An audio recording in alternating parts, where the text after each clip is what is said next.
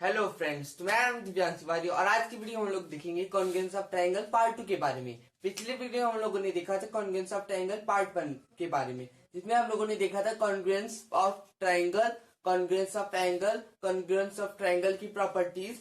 इसमें हम लोगों ने देखा था 4 प्रॉपर्टीज। एक था side angle, side side side, उसके बाद SAS मतलब साइड एंगल साइड, और फिर था ASA मतलब एंगल साइड एंगल, और उसके बाद था RHS मतलब राइट हाइपोटेनस साइड।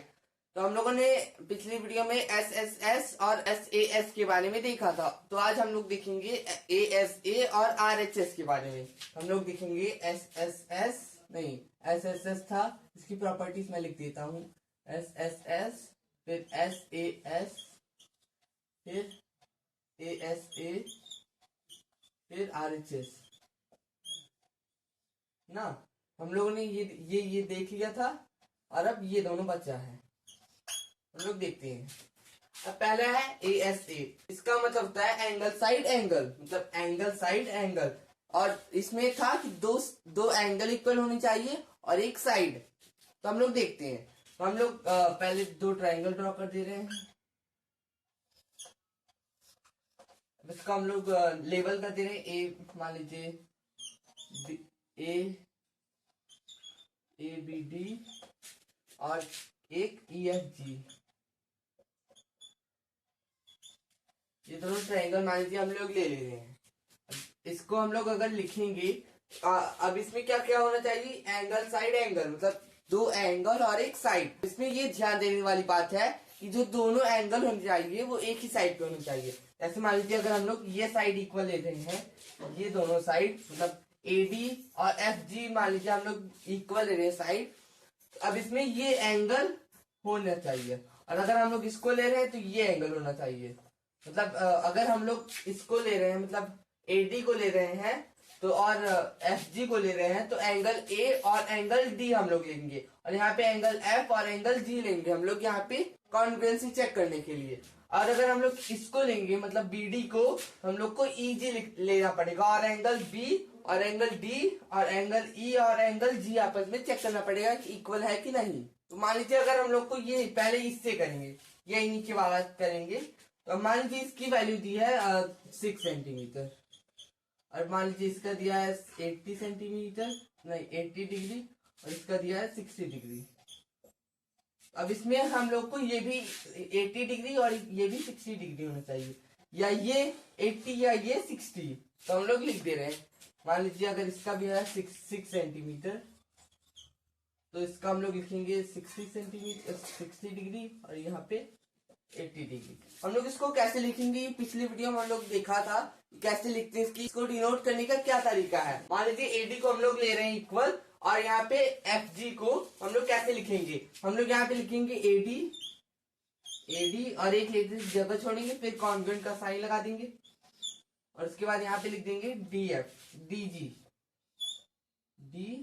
नहीं FG है ना, तो FG।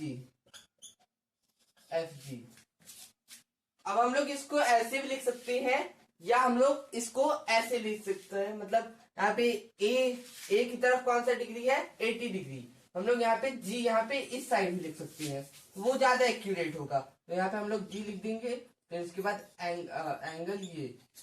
तो हम लोग इसके बाद क्या लिखेंगे? अब क्या बचा है? B बचा है, यहाँ पे B लिख देंगे, और यहाँ पे E लिख देंगे। अब यहाँ पे हम लोग ट्राइंगल का साइन लगा देंगे, और अगर ये कॉन्ग्रुएंट नहीं होता तो नॉन कॉन्ग्रुएंट का साइन ही ये है। मतलब कॉन्ग्रुएंट का साइन लगाएंगे, इसके बाद काट देंगे इसको आधे से। इसको अगर ये कॉन्ग्रुएंट नहीं होता, मान लीजिए ये 6 सेंटीमीटर ना होके 7 सेंटीमीटर होता, हम लोग इसको काट देते। और अगर हम लोग अगर इसको लेंगे तो उसी के अकॉर्डिंग हम लोग इसको लिख देंगे। इसमें क्या है? इसके बाद RHS है।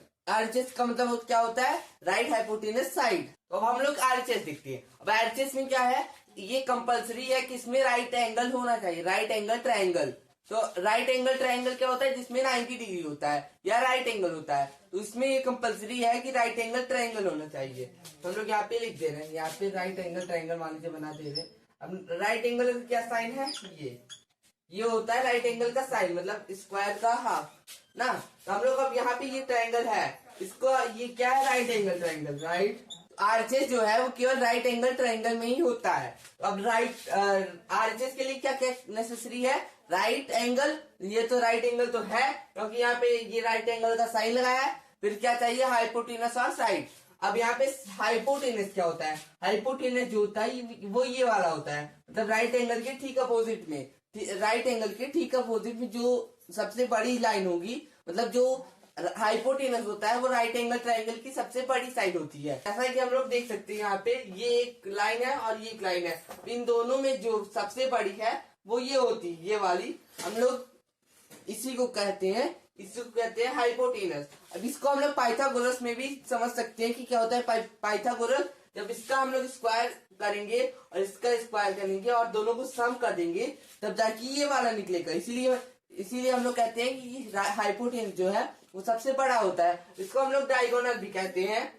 जो आर्चेस है इसमें क्या क्या इक्वल होना चाहिए? जो एक होता है राइट एंगल और एक हाइपोटेनस और एक साइड, मतलब राइट एंगल तो इसमें है, अब इसमें हाइपोटेनस भी है, अब साइड भी है। साइड में कोई भी साइड हो सकती है, या तो ये और या तो ये, मतलब नीचे वाली भी और या तो ये भी। अब हम लोग एग्जांपल से देखते हैं। जैसे मान लीजिए इसका लेंथ दिया है 8 सेंटीमीटर, इसका है 4 सेंटीमीटर। हम लोग अब इसका है 4 सेंटीमीटर, इसका 8 सेंटीमीटर। अब इतने से हम लोग का ये काम हो जाएगा। अगर इसका भी दिया होता तभी हम लोग ले सकते थे, बट अगर हम इतना दिया है तब ये काफी है आरएचएस से कॉन्वेंस ऑफ ट्रायंगल चेक करने के लिए।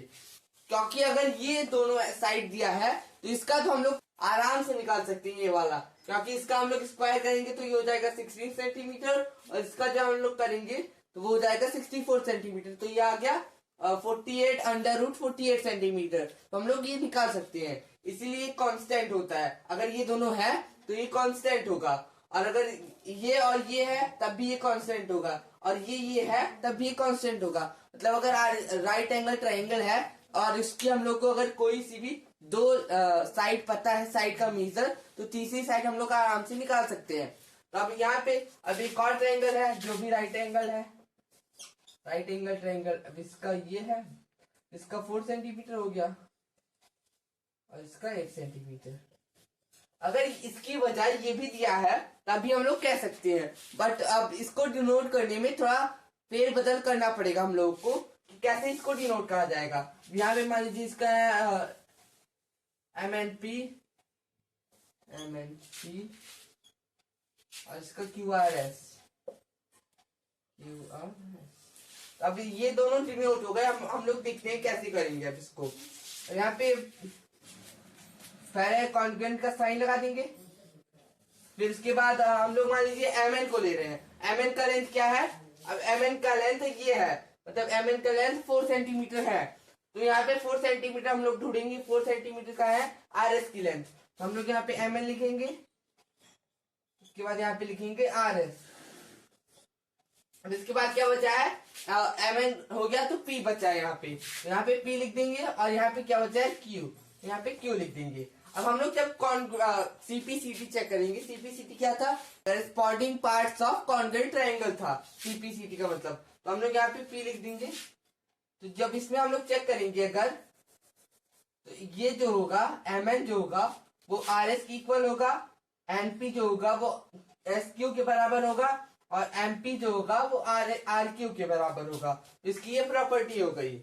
अब हम लोग रिवाइज कर देते हैं कि हम लोगों ने कॉन्ग्रुएंस की चैप्टर में टोटल क्या पढ़ा है। जो हम लोगों ने पहले वीडियो बनाया था कि कॉन्ग्रुएंस क्या होता है, फिर कॉन्ग्रुएंस ऑफ ट्रायंगल पार्ट 1 बनाया था, फिर कॉन्ग्रुएंस ऑफ ट्रायंगल पार्ट 2 बनाया था। तो हम लोग देख लेते हैं अब कॉन्ग्रुएंस ऑफ स्क्वायर कैसे निकाला जाता है। अगर साइड कोई इक्वल है तो वही इसका कॉन्ग्रुएंसी उसी से चेक हो जाएगी। और अगर कोई लाइन है तो क्योंकि वो 1D ऑब्जेक्ट है इसलिए उसकी केवल लेंथ होती है, तो हम लोग अगर लेंथ हम लोग को पता रहेगा हम लोग कह सकते हैं कि लेंथ इक्वल है। इसमें वेरिएबल कांस्टेंट भी हो सकता है। अगर वेरिएबल में दिया है तभी वो इक्वल होगा और कांस्टेंट में दिया है तभी वो इक्वल होगा। अब उसके बाद रेक्टेंगल था।